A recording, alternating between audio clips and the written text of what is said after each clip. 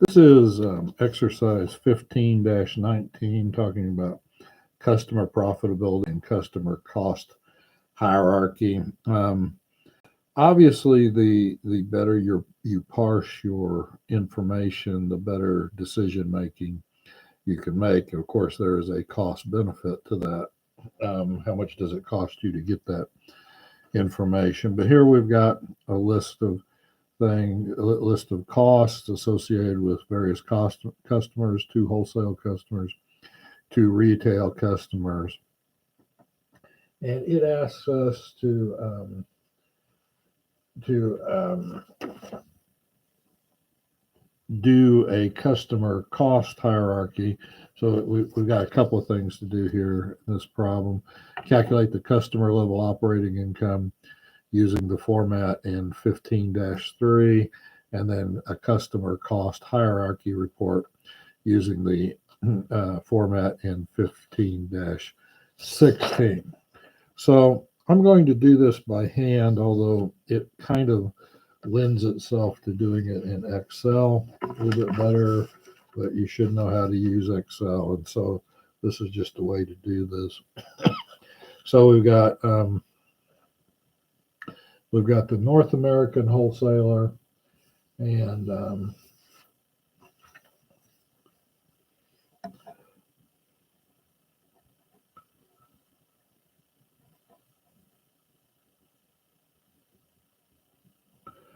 then we've got the South American wholesale. We've got the green energy.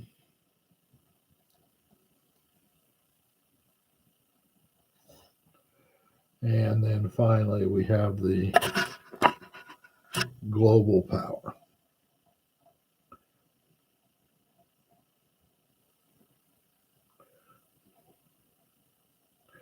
And then we just have these things listed. This is our problem. This is what our problem looks like. And then we're just going to pretty much put these in a structure in the format that they have. And so we're going to have revenues at list price.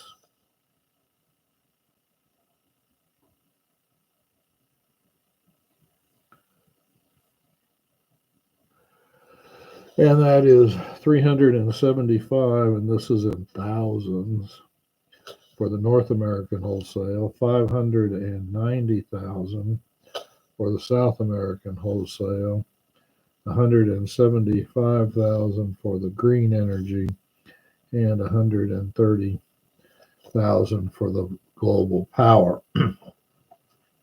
And then we'll take the discount from list price.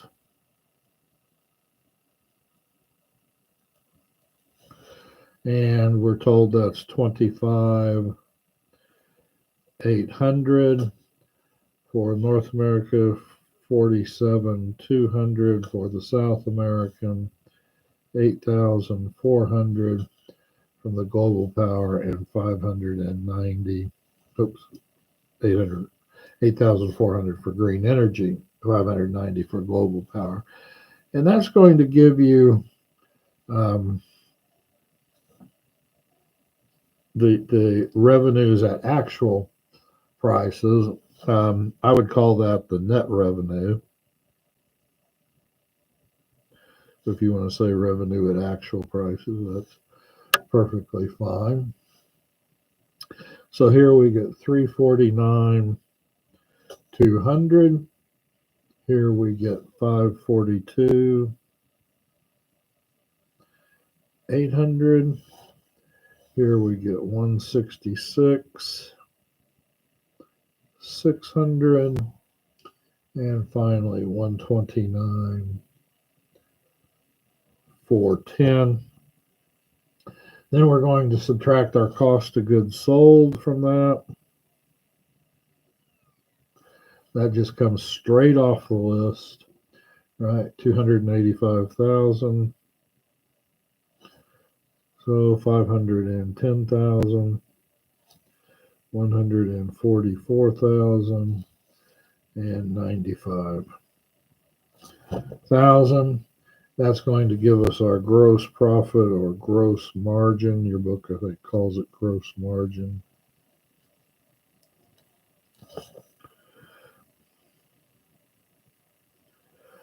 I like gross profit personally,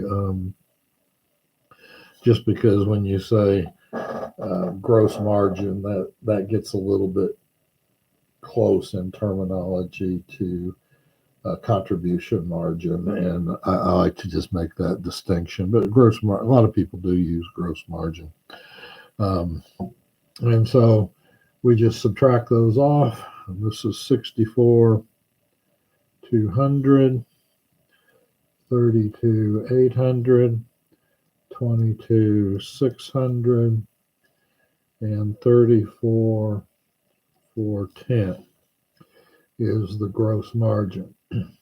Okay, then we get into our customer level delivery costs. So we'll just kind of take a space break here.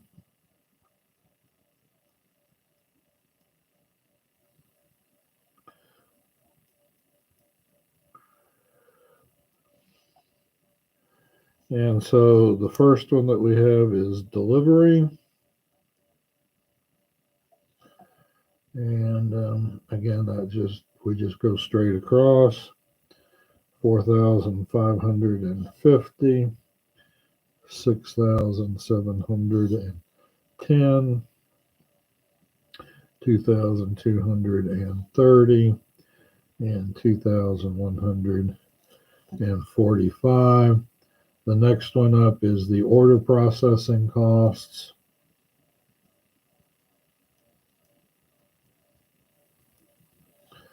Again, just straight across. 3,820, 5,980, 2,180, and 1,130. Finally, we have the sales visits.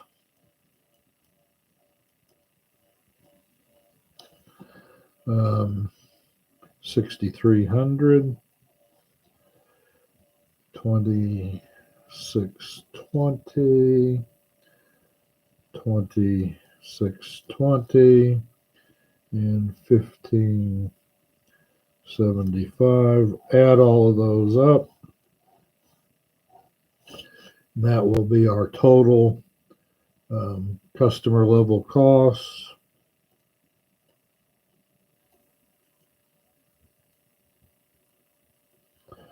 And we get 14,670 on that one, 15,310 on that one, 7,030 on that one, and finally 4,850 on that one. Okay. Then so now we're going to subtract this from this on each of these, and that will give us our customer level operating income. And for that, we get 49,530, 17,490, 15,570, and 29,560. All right, so that completes our part A, or part one of that problem. And then go over here, and it says part two is prepare a customer level hierarchy report using the format in 15-6. So you can find that in your book as well. So we're going to use a lot of the numbers that we just calculated above. I'm going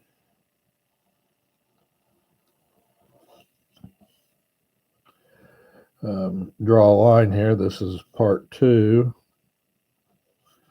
on this. And for this, the format to me that your book presents is a little bit different. Formats are formats. They start off with the total. I would be just the exact opposite. I would put my total on the right hand side if I were doing it. But then they do the total wholesale. Then we've got the North America wholesale, the South America wholesale. Then we have the total retail and the green energy and the global power. Okay, so then the first one that they put in is the revenues, what I called net revenue. Your book calls revenue at actual prices. And so we're just going to get that from up here. It's going to be the 349 200, the 542 800. The green energy was 166 600, and the global power was 129 410. Okay, so we'll add these subtotals up for that, and that's going to be the total retail is 296 010, and the total wholesale will be 892 even. And so now we add these two together, the total retail and the total wholesale, to get the total, and that's 1,188,010. So that's our net revenues. Now, obviously, it'd be a little bit neater if we were doing this on Excel, something like that. Next comes up our customer level costs.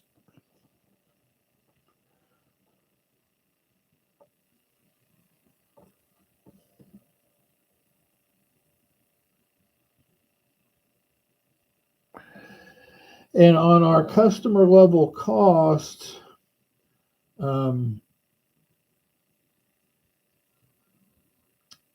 that's going to be all of our costs.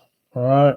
So it's going to be our cost of goods sold plus this delivery cost, right? And so for each of those, the North American wholesale, that was 299 670, and for the South American wholesale was 525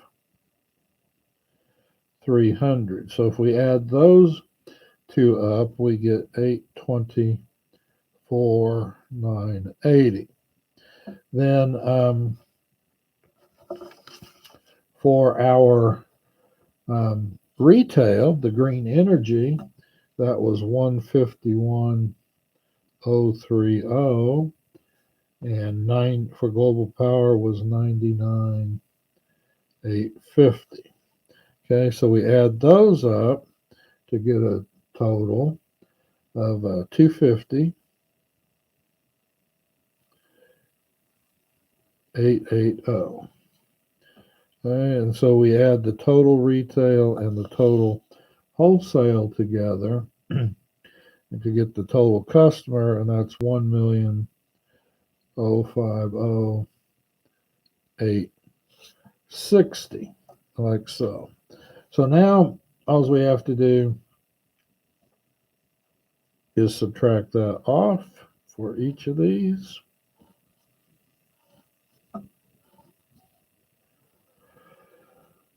And that gives us our customer level operating income. I'm going to skip a line. So our customer level operating income, we just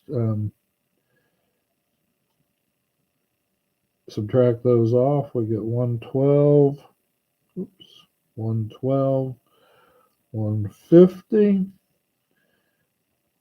67020,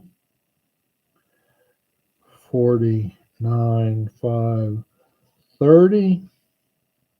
That was very clear. 17,490. Total retail is 45,130. Green energy is 15,570.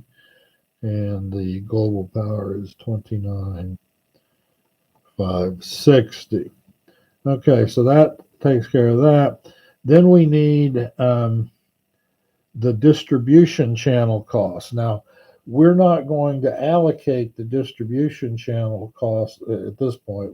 I think we do in the next step, step 3. But we're not going to do that. Because those distribution channel costs, there's no controllability for these individual customers. There's no cause effect for these individual customers. So we're going to create the distribution channel cost just within the wholesale and the retail. And so for the wholesale, that was 33 million. And for the retail, it was 12 million. That was given to us in the narrative. And we subtract those off. 33,130 there, and 34,020 on that one. So we don't do it for the individual customer level there. But we do add those two together. So we would get 45 million. Remember, these are in thousands. And so that would be 150, 67, 150. Then we have the corporate sustaining costs. And we're not going to issue that to either the wholesale or retail. That's just to the individual or to the company as a whole. That's 48 million. Gives us a company net income or operating income, not net income. We didn't do taxes. It's an operating income of 19,150. So that is part 2 of that problem. Then we go, let's see.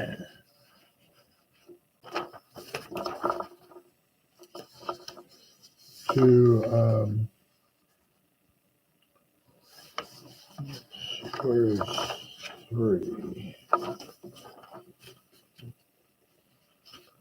There it is. All right. So then part 3, it says Envirotex Management decides to allocate all corporate sustaining costs to distribution channels. Okay, we did that part. 38 million to the, no, we didn't do this part. 38 million to the wholesale and 10 million to the retail. As a result, distribution channel costs are now 71 million for the wholesale and 22 million for the retail.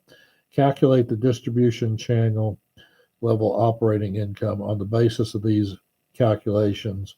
What, if any, should they take? What is it? Yeah.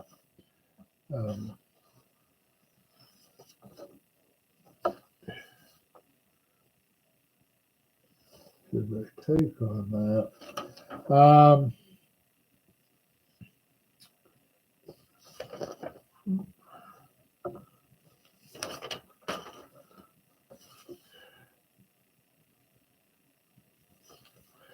And so going back over here, what happens is if we just look at this lower part, I'm just going to extend this down a little bit.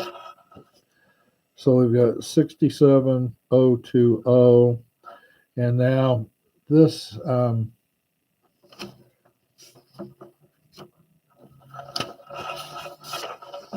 this becomes 71 million, and we subtract that off, and we now lose 3,980,000. So that would be an operating loss.